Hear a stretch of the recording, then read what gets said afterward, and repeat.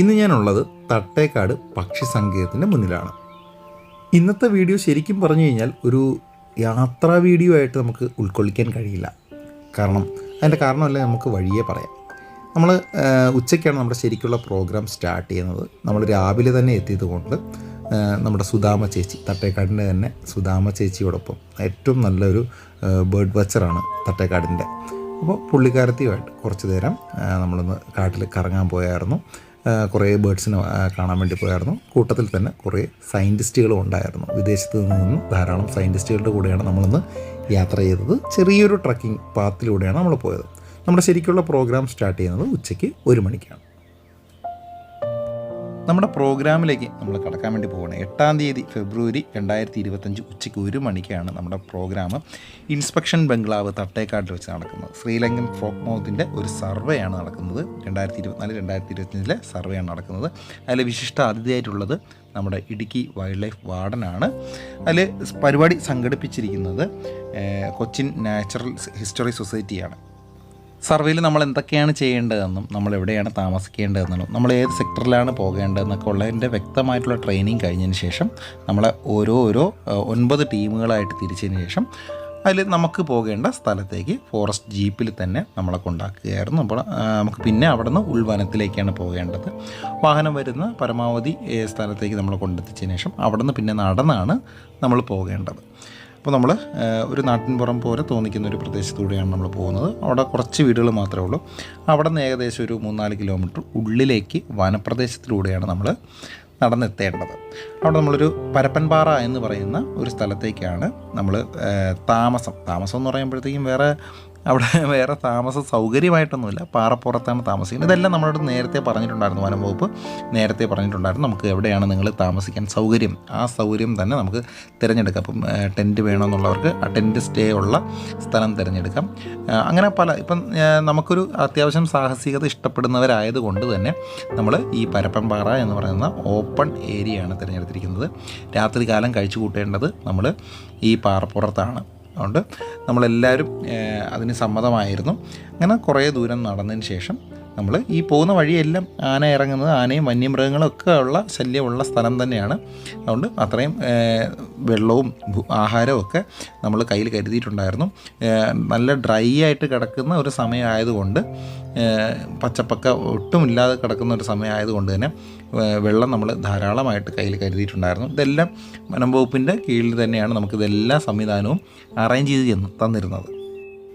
നമ്മൾ ഏകദേശം ഒരു 4 കിലോമീറ്ററോളം നടന്ന് ഈ ഒരു പാറയുടെ മുകളിലാണ് നമുക്ക് ഇന്നത്തെ ഒരു രാത്രി സ്റ്റേ ചെയ്യേണ്ടത്. നമ്മുടെ പ്രോഗ്രാം ശരിക്കും ഇന്ന് വൈകിട്ട്, അതായത് 8 തീയതി 6 മണി മുതൽ രാത്രി 10 മണിയോടുകൂടി, ഏകദേശം ഒരു 9 മണിയോടുകൂടി തീർത്തതിന് ശേഷം അടുത്ത ദിവസം രാവിലെയാണ് അതിൻ്റെ 2ാം ഘട്ടം ആരംഭിക്കുന്നത്. അപ്പം സൂര്യൻ ഏകദേശം അസ്തമിക്കാറായിട്ടുണ്ടായിരുന്നു. നമ്മൾ അതിന് വേണ്ടിയിട്ടുള്ള രാത്രിത്തേക്ക് വേണ്ടിയിട്ടുള്ള തയ്യാറെടുപ്പുകളെല്ലാം നോക്കാൻ വേണ്ടി പോവുകയാണ്. കാരണം തണുപ്പ് വരാൻ സാധ്യതയുണ്ട്, വന്യമൃഗങ്ങൾ വരാൻ സാധ്യതയുണ്ട്. അതുകൊണ്ട് നമ്മൾ വിറക് ശേഖരിക്കുക എന്നുള്ള പരിപാടിയാണ്. അപ്പം കൂട്ടത്തിൽ നാനാജാതി മതസ്ഥരായിട്ടാണ് നമ്മൾ പോകുന്നത്. അവരവരുടെ ആചാരങ്ങളെല്ലാം ബഹുമാനിച്ചുകൊണ്ട് തന്നെ നമ്മൾ നമ്മുടെ ബാക്കി പരിപാടികൾ, ആഹാരമൊക്കെ കണ്ടോ, ബ്രെഡൊക്കെയാണ് നമ്മൾ കൊണ്ടുപോയിരിക്കുന്നത്. രാത്രി ചപ്പാത്തിയും നമുക്ക് തന്നു വിട്ടിട്ടുണ്ടായിരുന്നു. ആവശ്യത്തിനുള്ള വെള്ളവും നമുക്ക് തന്നു വിട്ടിട്ടുണ്ടായിരുന്നു. പിന്നെ പ്രാഥമിക കർമ്മങ്ങൾ നടത്താനുള്ള സംവിധാനങ്ങളൊന്നും ഉണ്ടായിരുന്നില്ല. അതെല്ലാം നേരത്തെ നമ്മൾ അറിയിച്ചിട്ടുണ്ടായിരുന്നു.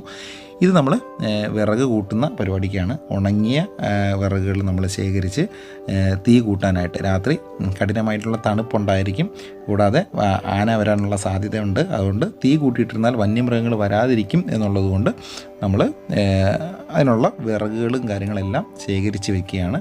അപ്പോൾ നമ്മുടെ കൂട്ടത്തിൽ പക്ഷി നിരീക്ഷകരായിട്ടുള്ളവരും ഫോട്ടോഗ്രാഫറായിട്ടുള്ള ആൾക്കാരെല്ലാവരും ഉണ്ട്. കൂടാതെ നമുക്ക് ഒരു ഫോറസ്റ്റ് ഉദ്യോഗസ്ഥനും കൂടാതെ ഒരു വാച്ചറും, സ്ഥലവാസിയായിട്ടുള്ളൊരു വാച്ചറും നമ്മുടെ കൂടെ ഉണ്ടായിരിക്കും, നമ്മുടെ സേഫ്റ്റിക്ക് വേണ്ടിയിട്ട്. അപ്പോൾ അവരുടെ മാർഗ്ഗനിർദ്ദേശങ്ങളെല്ലാം സ്വീകരിച്ചുകൊണ്ടാണ് നമ്മൾ ഇതുവഴിയെല്ലാം പോകേണ്ടത്. അപ്പോൾ നമുക്ക് ആവശ്യത്തിനുള്ള വിറകെല്ലാം ശേഖരിച്ച് കഴിഞ്ഞ ശേഷം നമ്മൾ ഫസ്റ്റ് സ്റ്റെപ്പായിട്ടുള്ള സർവേക്ക് വേണ്ടിയിട്ട് പുറപ്പെടുകയാണ്. വളരെ നിശബ്ദരായിട്ട് വേണം നമ്മൾ ഈ സർവേക്ക് പോകാനായിട്ട്. പോകുന്ന വഴിക്ക് എല്ലാ പക്ഷികളെയും നിരീക്ഷിച്ചുകൊണ്ട്, അവിടെ ഏതെല്ലാം പക്ഷികളൊക്കെ ഉണ്ട് എന്നുള്ളത് നിരീക്ഷിച്ചുകൊണ്ട് വേണം പോകാൻ. അപ്പോൾ ചരിത്രത്തിൽ ആദ്യമായിട്ടാണ് ശ്രീലങ്കൻ ഫ്രോക്ക് മൗത്തിന് വേണ്ടിയിട്ടുള്ളൊരു സർവേ നടത്തുന്നത്. അതും തട്ടേക്കാട് പക്ഷി സങ്കേതത്തിൽ വെച്ചാണ് ഇങ്ങനൊരു പ്രോഗ്രാം അറേഞ്ച് ചെയ്തിരിക്കുന്നത്. അപ്പം നമുക്ക് അതിനുള്ള ക്ഷണവും കിട്ടിയിട്ടുണ്ടായിരുന്നു. അങ്ങനെയാണ് നമ്മൾ ഈ പ്രോഗ്രാമിൻ്റെ ഭാഗമായിട്ട് പങ്കെടുക്കുന്നത്. പ്രധാനമായിട്ടും മാക്കാച്ചിക്കാട, അതായത് ശ്രീലങ്കൻ ഫ്രോക്ക് മൗത്ത് എന്നറിയപ്പെടുന്ന പക്ഷിയെ കാണാൻ വേണ്ടിയിട്ട് അതിൻ്റെ കണക്കെടുക്കാൻ വേണ്ടിയിട്ടൊക്കെയാണ് നമ്മൾ ഈ പോകുന്നത്. കൂടാതെ രാത്രി കാലങ്ങളിൽ കാണുന്ന കുറച്ച് പക്ഷികളുടെ വെറൈറ്റി ആയിട്ടുള്ള, അധികം കാണാൻ കഴിയാത്ത, എന്നാൽ ഈ കാടുകളിലുള്ള പക്ഷികളുടെ മറ്റ് പക്ഷികളുടെയും കൂടെ കണക്കെടുക്കാൻ വേണ്ടിയിട്ടാണ് നമ്മളെ നിയോഗിച്ചിരിക്കുന്നത്. ഒരു സംഘത്തിൽ 4 മുതൽ 6 വരെയുള്ള ആൾക്കാരാണ് ഉണ്ടായിരിക്കുന്നത്. കൂടാതെ ഞാൻ നേരത്തെ പറഞ്ഞതുപോലെ ഒരു വാച്ചറും ഒരു ബീറ്റ് ഓഫീസർ, ഒരു ഫോറസ്റ്റ് ഉദ്യോഗസ്ഥനും നമ്മുടെ കൂടെ കാണും. പിന്നെ നമുക്ക് വേണ്ടി നമ്മുടെ സുരക്ഷ ഉറപ്പാക്കാൻ വേണ്ടിയിട്ട് മറ്റ് RRT ടീമുകൾ എല്ലാ ക്യാമ്പുകളിലും മാറി മാറി പൊയ്ക്കൊണ്ടിരിപ്പുണ്ടായിരുന്നു. ആനശല്യം അങ്ങനെയൊക്കെയുള്ള കാര്യങ്ങൾ വരുമ്പോഴത്തേക്കും നമുക്ക് കൂട്ടിനായിട്ട് അവർ ഒരു സുരക്ഷ ഉറപ്പ് വരുത്തുന്നുണ്ടായിരുന്നു.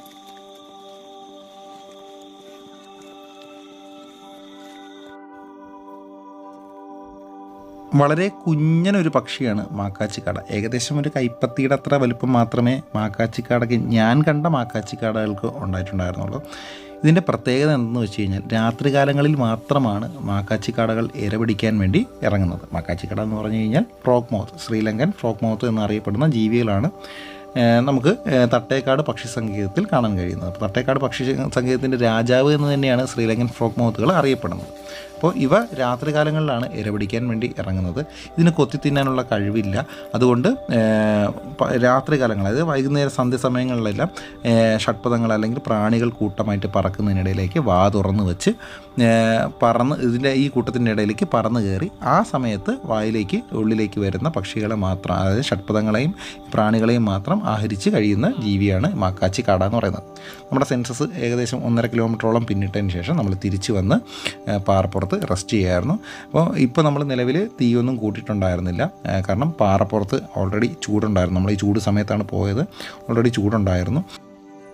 ചന്ദ്രൻ്റെ കിരണങ്ങളാണ് അടിച്ചുകൊണ്ടിരിക്കുന്നത്. നല്ല നിലാവുള്ളൊരു ദിവസമായിരുന്നു. ഏകദേശം ഒരു 1:30 മണിയോട് കൂടിയൊക്കെ ആയപ്പോഴാണ് നമ്മൾ തീ കൂട്ടിയത്. കാരണം തൊട്ടപ്പുറത്ത് ആനയുടെ ശല്യം ഉണ്ടായിരുന്നു. ആന വരുന്നതിൻ്റെ ശബ്ദമൊക്കെ കേൾക്കുന്നുണ്ടായിരുന്നു.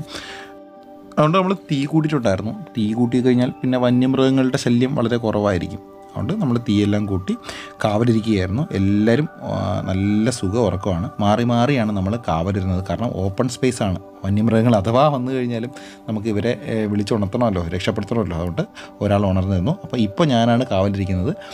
ഓരോ 2 മണിക്കൂർ വീതം ആൾക്കാർ മാറി മാറി കാവലിരിക്കുന്നുണ്ടായിരുന്നു. ഇടയ്ക്ക് ഓരോരുത്തർ ഉണരുന്നൊക്കെ ഉണ്ടായിരുന്നു.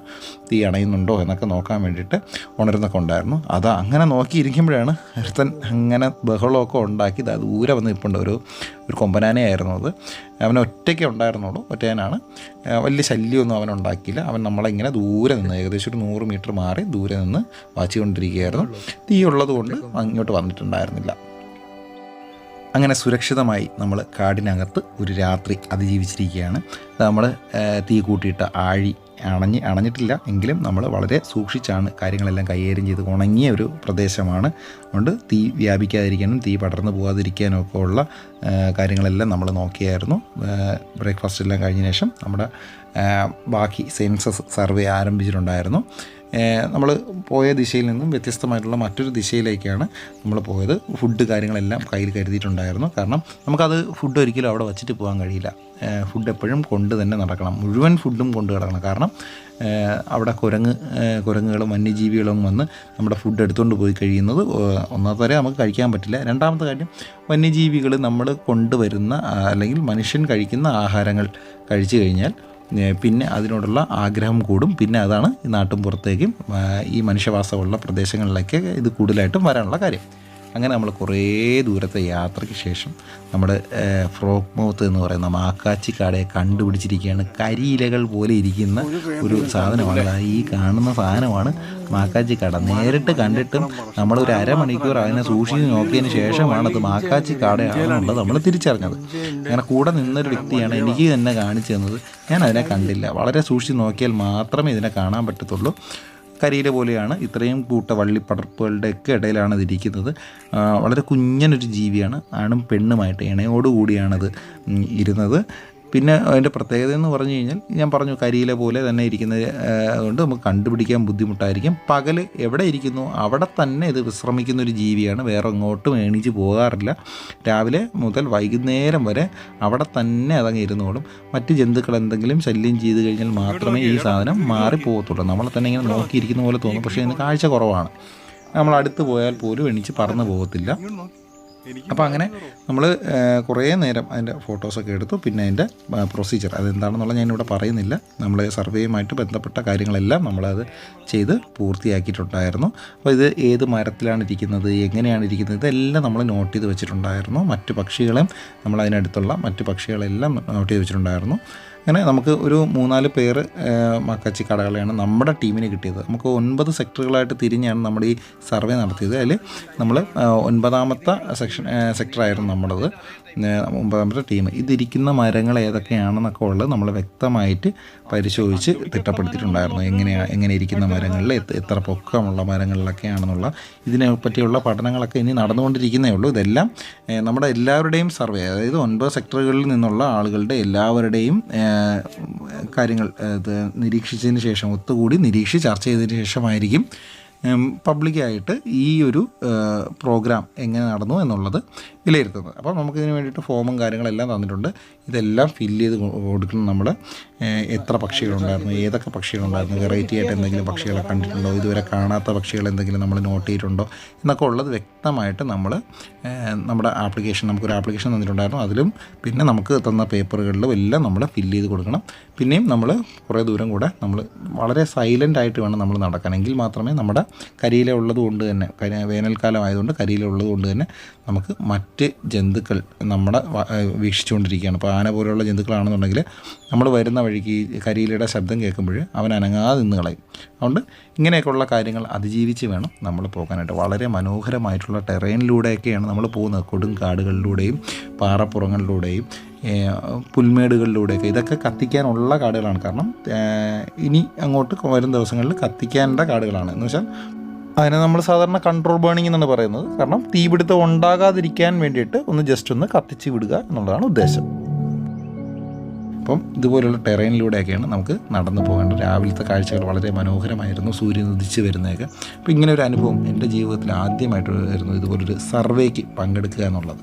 അപ്പം അതിമനോഹരമായിട്ടുള്ളൊരു കാട്ടിലൂടെ ഇതുപോലെ നമുക്ക് ഇങ്ങനെ നാട്ടിൻപുറത്തേക്ക് തിരിച്ചിറങ്ങുകയാണ്. അവിടെ നമുക്ക് നമ്മളെ പിക്ക് ചെയ്യാൻ വേണ്ടിയിട്ട് ഫോറസ്റ്റ് ജീപ്പ് വന്ന് നമ്മളെ വിളിച്ചുകൊണ്ട് പോകും.